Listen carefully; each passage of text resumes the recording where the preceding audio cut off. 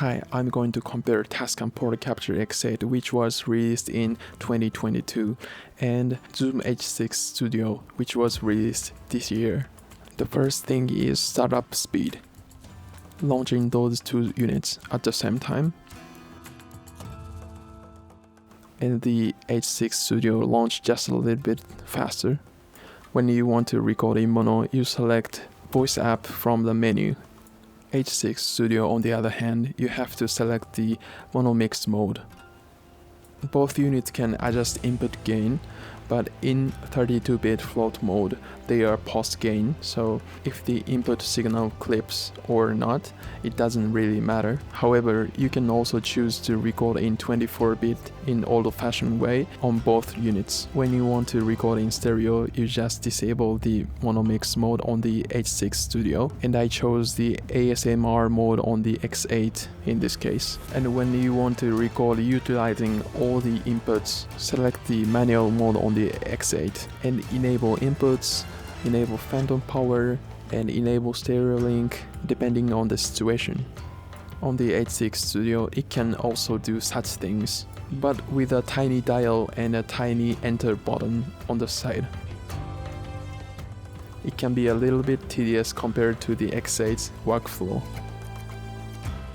Now the setup is complete. Let's hit the record button at the same time. As you can tell, X8 has not started recording yet. Instead, it started suggesting some guidance information.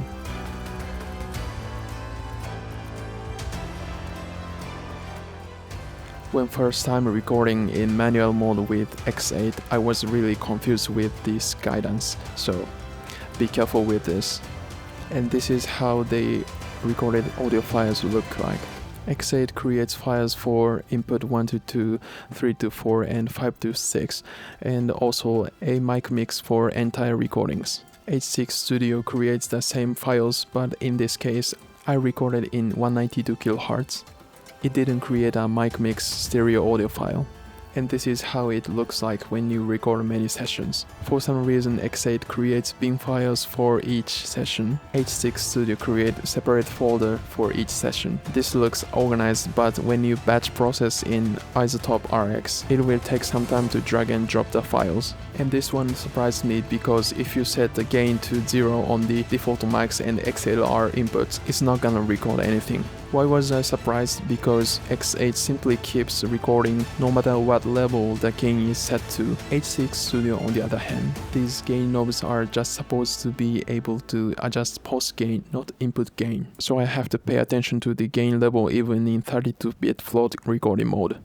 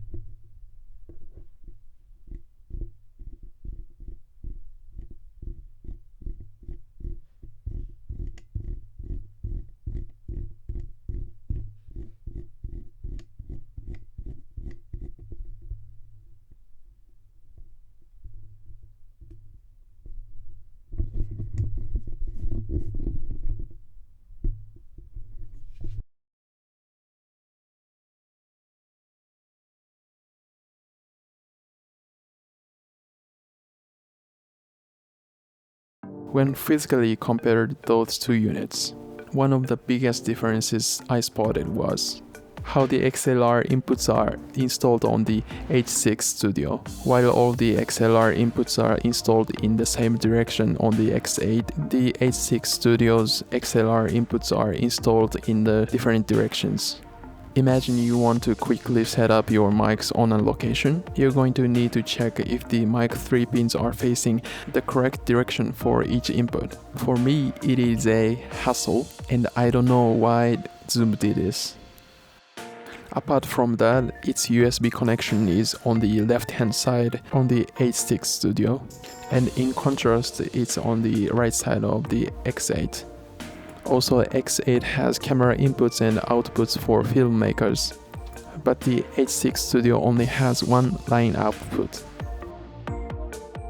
And the X8 has a cold shoe, while H6 doesn't. And of course, both units have the 1/4 inch screw mount on the back. The built-in mics are detachable on both units.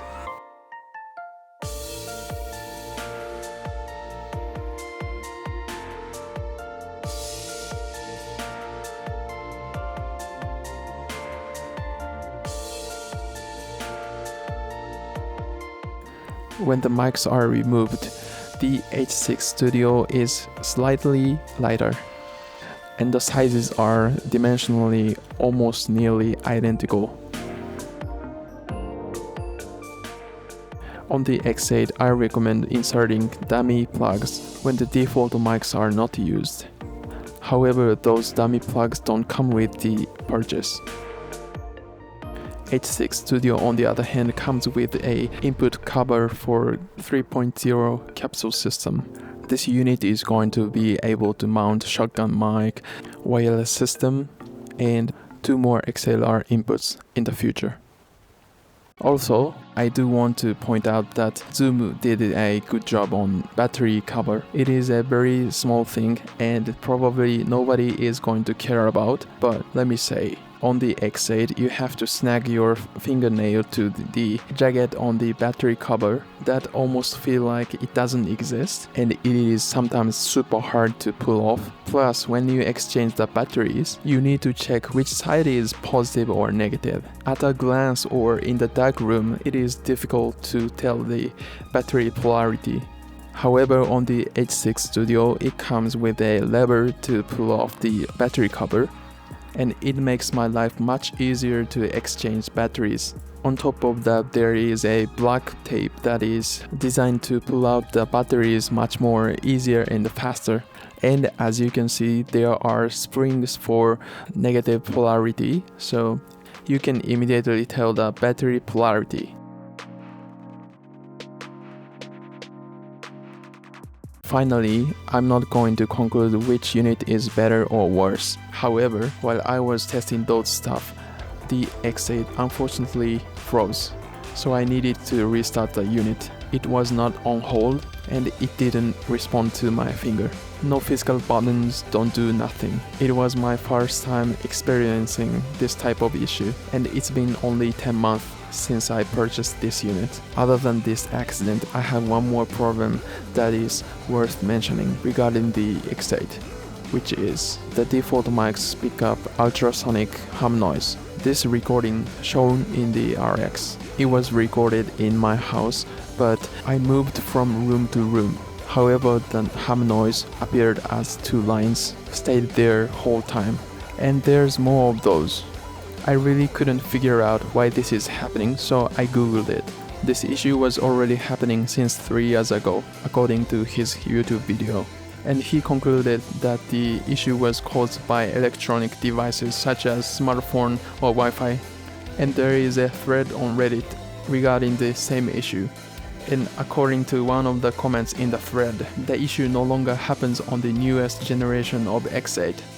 So in conclusion, if you want to avoid this issue when recording with the Tascam Portacapture X8's built-in mics, you either have to turn off any electronic devices that may cause interference, or ultimately you have to buy the newest generation of X8, which retailers have absolutely no idea, how to tell new and old generation, and Tascam don't want to tell you, even if they know. In my audio files recorded with the X8's built-in mics, there are, if not all, but many recordings have the hum noise baked into the audio files.